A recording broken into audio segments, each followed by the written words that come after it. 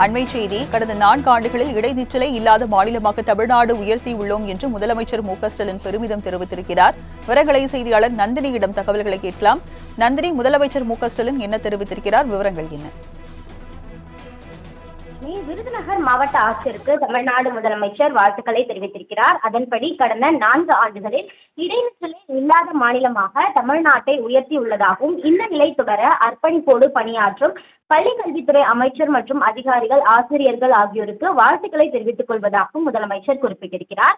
ஆசிரியர்களுக்கும் பொதுமக்களுக்கும் வேண்டுகோள் ஒன்றையும் தமிழ்நாடு முதலமைச்சர் விடுத்திருக்கிறார். அந்த வகையில் இந்த இயக்கத்தில் நீங்களும் இணைய வேண்டும் எனவும், உங்கள் பகுதியில் பள்ளி செல்லாத மாணவர்கள் இருந்தால் கண்டறியுங்கள், கல்வி இந்திய செல்வம் எதுவும் இல்லை என அவர்களுக்கு உணர்த்துங்கள் எனவும் தமிழ்நாடு முதலமைச்சர் கேட்டுக் கொண்டிருக்கிறார்.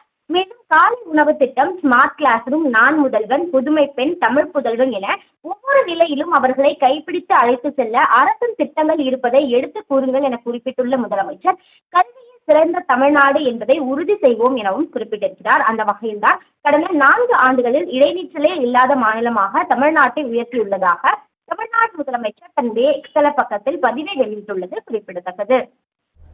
விவரங்களை வழங்கியதற்கு நன்றி நந்தினி.